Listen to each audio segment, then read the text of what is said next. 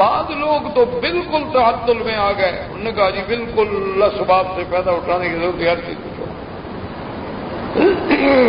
اچھا، اور بعض لوگوں نے تسبب کو سب کچھ سمجھ لیا، جیسے یورپ ہے، انہوں نے کہا کہ دیکھو جی اللہ نے اسباب پیدا کیا، محنت کریں گے، زراعت کریں گے، محنت کریں گے، کمائیں گے، اسی پر بھروسہ ہے، اس میں اللہ کا کیا دخل ہے؟ یہ تو ہماری محنت ہے، ہم محنت کر رہے ہیں تو ہم نے اگایا ہے، یہ تو ہم نے ہل چلائے ہیں، ہم نے بیج ڈالا ہے، ہم نے کاشت کی ہے۔ اچھا، ان میں اب جا کے پھر دو گروہ بن گئے، بعض سرمایہ دار بن گئے اور بعض جو ہے وہ سوشلسٹ بن گئے۔ بعض نے سرمایہ کو اہمیت دی، بعض نے مین پاور کو اہمیت دی، تو وہ تسبب کے دھوکے میں آ کے شکار ہو گئے۔ لیکن اسلام ہمیں کہتا ہے کہ عین وسط کا راستہ ہے، صراط مستقیم ہے، کہ نہ تو تعطل ہو کہ ہر چیز کو چھوڑ کے بیٹھ جائے، جی کوئی ضرورت نہیں زراعت کی، کوئی ضرورت نہیں پانی پینے کی، پیاس خود بخود بجھ جائے گی، کوئی ضرورت نہیں کھانا کھانے کی، بھوک میری خود بخود مر جائے گی، اور نہ تسبب کو سب کچھ سمجھے کہ ان اسباب پر ہی ساری زندگی ہے، ورنہ اس میں خدا کا ہاتھ نہیں۔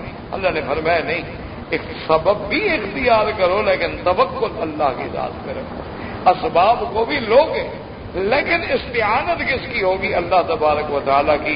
اسی کو بزرگوں نے کہا ہے کہ بھئی اپنے اونٹ کا گھٹنا بھی باندھ دو لیکن اللہ تبارک و تعالیٰ پر توکل بھی رکھو۔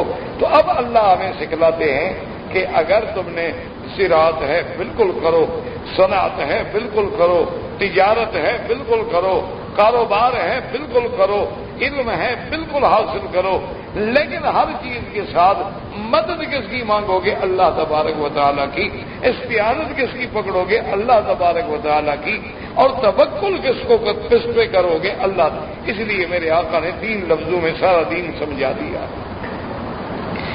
صلی اللہ علیہ وسلم۔ حضور نے فرمایا اذا سألت فاسأل من اللہ وَإِذَا اسْتَعَنْتَ فَاسْتَعِنْ بِاللَّهِ وَإِذَا تَوَكَّلْتَ فَتَوَكَّلْ عَلَى اللَّهِ۔ حضور نے فرمایا کہ جب سوال کرو تو اللہ سے مانگو، بس اور کسی سے نہیں مانگو۔ کیوں؟ وجہ یہ ہے کہ مانگنے سے کیا مانگو؟ ایک بات کو سمجھا کرو کہ جو خود مانگتا ہو، اب ایک آدمی باہر کھڑا بھیک مانگ رہا ہے تو اس سے جو مانگنے چلے جاؤ، کوئی عقل کی بات ہے؟ اس سے مانگو نا جو دینے والا ہے، بھیک مانگنے والے سے کیا مانگو گے؟ لوگ کہیں گے پاگل ہو گیا۔ اسی لیے حضرت ابی موسیٰ اشعری کا جب وفد آیا، حضور نے آیت مبارک پڑھی وَمَا مِن دَابَّةٍ فِي الْأَرْضِ إِلَّا عَلَى اللَّهِ رِزْقُهَا۔ اللہ کے قرآن کی آیت ہے کہ کوئی جاندار دابۃ یدب علی الارض، کوئی زمین پہ چلنے والی چیز ایسی نہیں جس کے رزق کا ذمہ دار میرا اللہ ہے۔ حضرت ابی موسیٰ نے قرآن سنا، چپ کر کے چلے گئے۔ ساتھیوں نے کہا اللہ کے بندے ہم تو حضور سے کچھ مانگنے آئے تھے۔ انہوں نے کہا جب اللہ نے فرما دیا ہے کہ ہر چیز کی ذمہ داری مجھ پر ہے تو اللہ اگر ہر جاندار کو رزق دیتے ہیں، جانور کو دیتے ہیں، مخلوق تو ہمیں نہیں دیں گے، تو پھر میں حضور سے کیوں مانگوں؟ اسی لیے بزرگوں نے حکایت لکھی ہے کہ ایک آدمی حضرت ابراہیم ابن ادہم جیسے ایک بادشاہ کے زمانے میں آیا بادشاہ سے کچھ لینے کے لیے، اور بادشاہ کا وہ دوست تھا، ملنے والا تھا، تو بادشاہ نے اعزاز اکرام کیا اور اپنے خصوصی مہمان خانے میں ٹھہرایا اور اس کو وہ ساتھ والا بیڈ روم دیا جہاں خود تھا۔ بھائی دوست ہے، قسمت سے آیا ہے، اگر اللہ نے آج مجھے بادشاہ بنا دیا ہے تو میں اس کا اکرام کروں، اس کی عزت کروں۔ تو جب تہجد کی گھڑی آئی تو اس کو آواز آئی دوست کو، وہ بیدار ہوا، پر کان لگائے تو اسی بادشاہ کے کمرے سے آ رہی ہو اور جناب وہ سر سجدے میں ہے اور اللہ سے مانگ رہا ہے کہ یا اللہ یہ عطا فرما اور میرے ملک پہ رحم فرما اور امن فرما اور رحمت نازل فرما اور رزق کی فراوانی عطا فرما اور بیماریاں دور فرما۔ تو خیر جناب یہ ساری دعائیں وہ سنتا رہا۔ صبح کی نماز ہوئی، 1-2 دن قیام کیا، اس کے بعد اجازت لی تو اس نے کہا کہ دیکھو تم میرے بے تکلف دوستو، شرم کی بات کوئی نہیں ہے، تم یہ تو بتاؤ کہ اتنے عرصے میں تو کبھی نہیں ہے، اب آئے کیوں تھے؟ انہوں نے کہا کہ دیکھو تو میرے دوستو، بادشاہ اللہ نے تمہیں بنایا ہے، میں آیا تو ایک کام تھا لیکن اب وہ کام ہو گیا۔ کہا تم نے بتایا نہیں کیسے ہو گیا؟ انہوں نے کہا یار میرے حالات خراب تھے، میں تجھ سے کچھ مانگنے آیا لیکن میں نے رات کو دیکھا تو کسی اور سے مانگ رہا ہے، تو میں نے کہا جب یہ خود بھکاری ہے تو میں اس سے کیوں نہ مانگوں جس سے یہ مانگ رہا ہے، تو اس لیے میں نے فیصلہ کر دیا میں تجھ سے کچھ نہیں مانگا، کہ جب تم بھی تو کسی اور کو پکار رہے تھے نا۔ تو اس نے کہا ہاں دینے والا تو سب کو وہی ہے۔ انہوں نے کہا بس میں بھی اسی سے لے لوں گا، مجھے آپ کے پیسوں کی کوئی ضرورت نہیں۔ اس لیے ہمیشہ یاد رکھیں کہ کوئی چیز جو ہے بغیر اللہ کے توکل کے آتی ہی ہم میں اور ان میں فرق ہے۔ کیا مانا؟ مثلا دیکھو نا جی، اب مسلمان ہے، مسلمان کا اور کافر کا فرق کیا ہے؟ اس کو ذرا دماغ میں رکھو گے انشاءاللہ تو اللہ آسان ہے۔ اب دیکھو نا جی، بیٹا مسلمان کا بھی ہوتا ہے، کافر کا بھی ہوتا ہے۔ موت مسلمان کے گھر میں بھی آتی ہے اور کافر کے گھر میں بھی آتی ہے۔ اچھا، رزق مسلمان کو بھی ملتا ہے، کافر کو بھی۔ اچھا، ہم غم پریشانی جو ہے مسلمان کو بھی آتی ہے، کافر کو بھی آتی ہے، لیکن دونوں میں فرق کیا ہے؟ فرق دونوں میں یہ ہے کہ جب ایک مسلمان کو کوئی مصیبت آتی ہے وہ کہتے ہیں بھی اللہ کی طرف سے ہے، ما اصاب من مصیبت الا باذن اللہ، فوراً اس کا کنیکشن وہ اپنے خدا سے جوڑتا ہے۔ راحت ملتی ہے وہ کہتے ہیں ما من نعمت الا من اللہ، اللہ کی طرف سے ہے۔ تو اس کا موت آئے وہ کہتا ہے بھئی اللہ کا فیصلہ ہے، تقدیر نے لکھ دیا، کون ٹال سکتا ہے؟ یعنی وہ اپنی ہر چیز کا سبب اپنے اللہ سے جوڑے گا، اور کافر کہے گا کہ بھئی کیوں بھئی وہ کا نوکری چھوٹ گئی، جب نوکری چھوٹ گئی تنخواہ نہیں ملے گی تو غریبی تو آئے گی، محتاجی تو آئے گی، نوکری تھی پیسے آتے، جب نوکری نہیں رہی تو وہ سبب پر نظر ڈالے گا، مسبب پہ نظر نہیں ڈالے گا۔ یوں سمجھو، سبب تو نوکری تھی لیکن مسبب حقیقی کون ہے؟ وہ اللہ تعالیٰ کی ذات ہے۔ موت آ گئی وہ کہے گا کیوں مر گیا؟ اس نے کہا جی کیا کریں، بیکٹیریا تھا مر گیا۔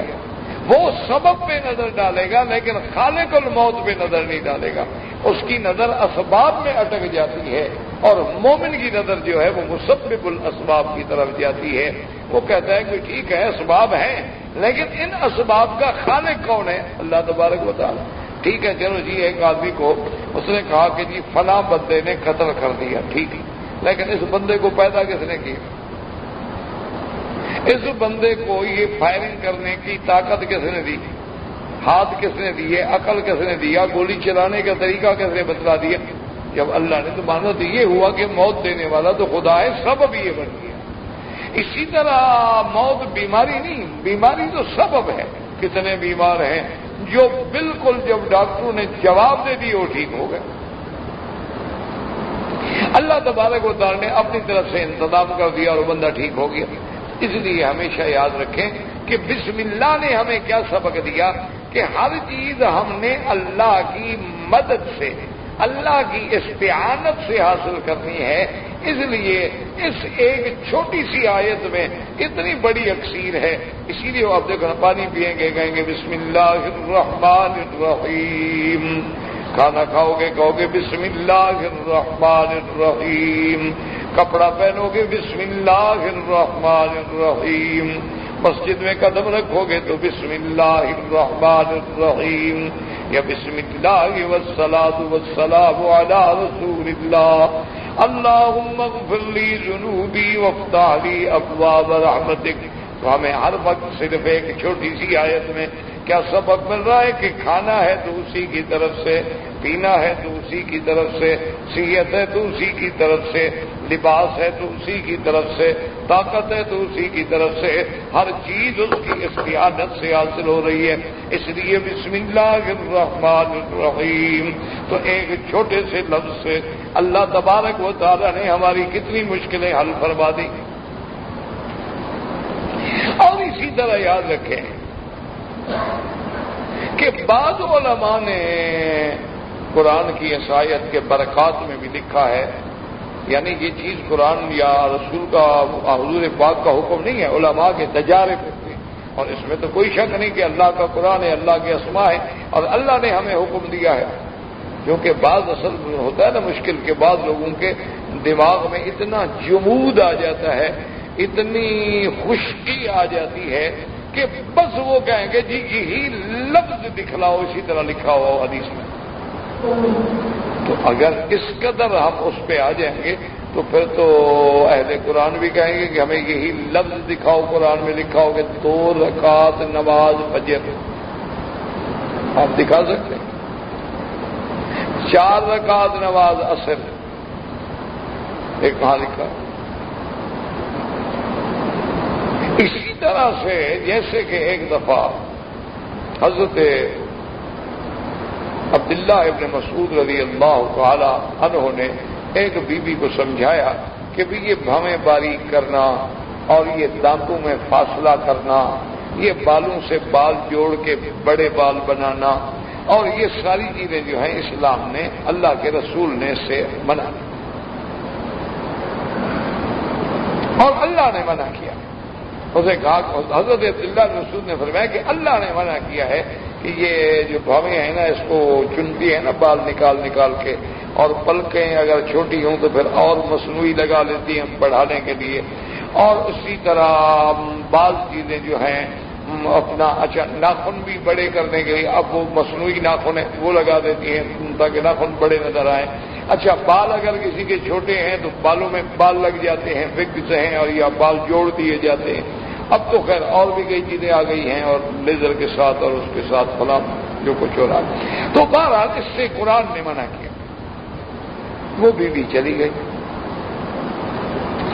2 دن کے بعد آئی، اس نے کہا کہ یا عبداللہ ابن مسعود، یا صاحب رسول اللہ، تم اللہ کے نبی کے صحابی ہو کے کیسی بات کرتے؟ میں نے سارا قرآن دیکھا، کسی جگہ نہیں لکھا ہوا کہ بھاویں نہ بناؤ، کسی جگہ نہیں لکھا ہوا کہ بالوں کو لمبا نہ کرو، کسی جگہ نہیں لکھا ہوا کہ اس قسم کا میک اپ اور اس قسم کا سنگار نہ کرو. کہیں قرآن کی کسی آیت میں. کیسی بات کی؟ تم نبی کے صحابی ہو کے مجھے کہتے ہو اللہ کا حکم ہے، قرآن میں ہے، قرآن میں تو کہیں بھی نہیں. تو حضرت عبداللہ نے رسول نے فرمایا ما قرأت القرآن، معلوم ہوتا ہے تم نے قرآن پڑھا ہے. انہوں نے کہا حضرت میں آپ کے سامنے جھوٹ بول رہی ہوں، میں نے سارا قرآن میں اول سے آخر تک نظر ڈالی ہے. آپ نے فرمایا بی بی اگر پڑھا ہوتا تو سمجھ بھی آ گئی ہوتی. اچھا قرآن میں مجھے یہ بتاؤ کہ ما آتاکم الرسول فخذوہ وما نہاکم عنہ فانتہوا. اللہ فرماتے ہیں جو میرا پاک رسول دے لے لو، جس سے روکے رک جاؤ. کہ ہے قرآن؟ انہوں نے کہا ہاں یہ تو ہے. فرمایا قرآن میں یہ ہے وَمَن يُطِعِ الرَّسُولَ فَقَدْ أَطَاعَ اللَّهَ، جس نے میرے رسول کی اطاعت کی اس نے اللہ کی اطاعت کی. یہ ہے قرآن؟ کہا جی. فرمایا قرآن میں اطیعوا اللہ واطیعوا الرسول، اللہ کی اطاعت کرو اور اللہ کے رسول کی اطاعت کرو. یہ ہے قرآن؟ کہا جی یہ بھی. فرمایا اللہ فرماتے ہیں ان کنتم تنازعتم فی شیء فردوہ الی اللہ والی الرسول، اگر کسی چیز میں جھگڑا ہو جائے تو اللہ کی طرف لے جاؤ، اللہ کے رسول کی طرف لے جاؤ. یہ قرآن میں ہے. انہوں نے کہا حضرت یہ تو ہے. انہوں نے کہا پھر رسول اللہ نے ان چیزوں سے منع کیا ہے. تو جب رسول اللہ نے منع کیا تو گویا اللہ نے منع کیا ہے، کیونکہ رسول اپنی طرف سے حکم جاری نہیں کرتے. تو لہذا اگر حضور نے فرمایا تو گویا قرآن میں. اب عورت کو جا کے بات سمجھ آئی. اس لیے ہمیشہ یاد رکھیں کہ بعض لوگوں کو جمود ہو جاتا ہے نا، وہ کہتے ہیں نہیں بلّہ. تو اس لیے اصل میں جو عرض کر رہا تھا بعض لوگوں نے لکھا ہے کہ بسم اللہ الرحمن الرحیم ایک ایسی اللہ کی نعمت ہے اور ایک ایسا اکسیر ہے کہ جس بندے کے رزق میں تنگی ہے، کاروبار میں برکت نہیں ہے، پیسے میں برکت نہیں ہے، انہوں نے کہا بس بسم اللہ الرحمن الرحیم پڑھنا شروع کر، جس قدر کثرت سے ہو سکے پڑھے. یعنی جتنا چلتے پھرتے اٹھتے بیٹھتے کام کرتے ہوئے جا رہا ہے بسم اللہ الرحمن الرحیم بسم اللہ الرحمن الرحیم پڑھ رہا ہے. انہوں نے کہا کہ یہ ایسی چیز ہے کہ وہ ایک اردو میں محاورہ ہے نا کہ ہتھیلی پہ سرسنگ جمانا. یہ ایسی چیزیں ہیں کہ یقین کامل ہو تو آپ دیکھیں 1 مہینے میں انقلاب آ جائے گا. اللہ تبارک و تعالیٰ کی رحمت سے جن لوگوں نے یقین کے ساتھ اس کو پڑھا ہے، کیوں اور کیسے نہ ہو کہ جس میں اللہ کا نام بھی ہو، صفت رحمان بھی ہو، صفت رحمت بھی ہو، صفت رحیمیت بھی ہو، جس میں رحمت عام بھی ہو اور جس میں رحمت تام بھی ہو۔ کتنی بڑی علماء نے بات لکھی، انہوں نے کہا الرحمن میں رحمت عام ہے کہ جو دشمن کو بھی مل رہی ہے اور دوست کو بھی مل رہی ہے، اور الرحیم میری رحمت تام ہے جو آخرت میں صرف مومن کو ملے گی اور کسی کو نہیں ملے گی۔ تو اس لیے اس ایک چھوٹی سی صورت اچھا دیکھیں کہ لفظ اللہ علماء نے فرمایا کہ دنیا میں اگر آپ نظر ڈالیں گے تو کیا ہوگا، وجود کائنات یا دنیاوی فائدہ یا آخرت کا فائدہ۔ جب لفظ اللہ پہ دلالت کریں گے تو وجود کائنات کا خالق کون ہے؟ اللہ۔ اور جب رحمان پہ نظر ڈالیں گے تو سارے دنیاوی فوائد اس سے حاصل ہوں گے، اور جب رحیم پہ نظر ڈالیں گے تو سارے فوائد اخروی وہاں سے حاصل ہوں گے۔ اس لیے ان تین چیزوں میں ساری دنیا کی کائنات بھی آ گئی، فوائد دنیا بھی آ گئے اور فوائد اخروی بھی آ گئے۔ اور پھر اس کے بعد غور کریں کہ لفظ جلالہ اس میں جلالی ایک ہے اور صفت رحمت دو ہیں، تو اس سے دلیل یہ ہوئی کہ جیسے حضور نے فرمایا کہ اللہ پاک کا فرمان ہے کہ سبقت رحمتی علی غضبی، اور جیسے قرآن میں آتا ہے رحمتی وسعت کل شیء، کہ اللہ کی رحمت کا غلبہ ہے، رحمت کا غلبہ ہے غضب پر۔ اور اسی طرح دوسری چیز سیکھ لیں تاکہ انشاءاللہ پھر ہم اور اللہ کرے گا تو آگے بڑھیں گے۔ اب ہم نے دو چیزیں پڑھی، اعوذ باللہ من الشیطان الرجیم بسم اللہ الرحمن الرحیم۔ تو یاد رکھو ہر بندے میں دو جذبے ہوتے ہیں، ایک جذبہ غضب ہوتا ہے، ایک جذبہ محبت ہوتا ہے۔ ان دو جذبے پہ انسان کے اندر یا تو بغض ہوگا تو غضب ہوگا یا محبت ہوگی۔ اچھا اب غضب جو اللہ نے ہمارے اندر رکھا ہے تو اس کے نکالنے کے لیے بھی تو کوئی رستہ ہو۔ کیا مانا؟ مثلا بلڈنگ بناتے ہیں، چھت کے اوپر آپ نے دیکھا نا ایک پر نالا سا لگا دیتے ہیں، ایک نالی سی بنا دیتے ہیں، کیوں؟ تاکہ پانی نکل جائے۔ اگر یہ چھوٹا سا پر نالا نہ لگائیں اور پانی چھت پہ کھڑا رہے تو نتیجہ کیا ہوگا؟ مکان انشاءاللہ فی امان اللہ۔ تو اس کے نکالنے کے لیے اللہ نے جب ہمارے اندر قوت غضبیہ رکھی ہے، قوت غضب رکھی ہے، تو اس کے نکالنے کے لیے بھی تو اللہ نے راستہ دیا ہے۔ اب دیکھو نا اللہ نے قوت شہوانیت رکھی ہمارے اندر، تو اس کے نکالنے کا بھی تو حل دیا، شادی کر لو۔ اچھا ابھی ایک سے گزارنی، دو کر لو، تین کر لو، چار کر لو۔ اللہ نے یہ نہیں کہ ایک چیز رکھی ہو اور اس کا مخرج اور اس کا استعمال کی جگہ نہ بتائی۔ اچھا اب قوت غضبیہ تھی تو اللہ نے ہمیں سکھایا اعوذ باللہ من الشیطان الرجیم۔ تیرا غصہ، تیری عداوت جو ہے وہ تین چیزوں سے ہونی چاہیے۔ کیا؟ شیطان، اعوان شیطان، اعمال شیطان، ان تین چیزوں سے تو تجھے بغض ہونا چاہیے۔ شیطان سے بھی عداوت ہو، شیطان کے دوستوں سے بھی عداوت ہو، شیطانی اعمال سے بھی عداوت۔ یہ ہمیں تعبد نے سبق دیا۔ اور بسم اللہ الرحمن الرحیم، اس میں جذبہ محبت نے ہمیں سبق دیا کہ وہ اللہ نے جو ہمارے اندر جذبہ محبت رکھا ہے تو محبت کس سے ہو؟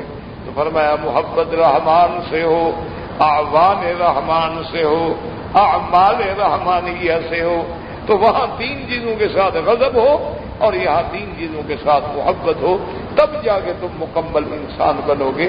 تو ہمیں اللہ نے اس تعوذ و تسمیہ میں کتنے بڑے اسباب دیے ہیں، جو اخلاقی بھی ہیں، جو روحانی بھی ہیں، جو سیاسی بھی ہیں، جو مادی بھی ہیں، جو فوائد دنیاوی بھی ہیں، جن میں فوائد اخروی بھی ہیں۔ اس لیے حدیث پاک میں آیا کسی کام کو جب بسم اللہ سے شروع نہ کرو تو وہ کام ابتر ہو جاتا ہے، وہ کام بالکل ناقص ہوتا ہے۔ مکمل تب ہوگا جب اس آیت کو پڑھو گے بسم اللہ الرحمن الرحیم۔ اور اس کلمے کے پڑھنے کا فائدہ ایسا ہوتا ہے کہ جب تم نے کھانا رکھا پڑا بسم اللہ الرحمن الرحیم، اب شیطان دخل نہیں دے سکتا، اس کھانے میں شریک نہیں ہو سکتا، حتیٰ کہ وہاں جتنے شیطان ہوتے ہیں کہتے ہیں ابھی بھاگ جاؤ یہاں سے تو کچھ نہیں ملے گا۔ اور جس چیز پہ تم نے بسم اللہ نہیں پڑھی اس میں شیطان کا تصرف ہوگا۔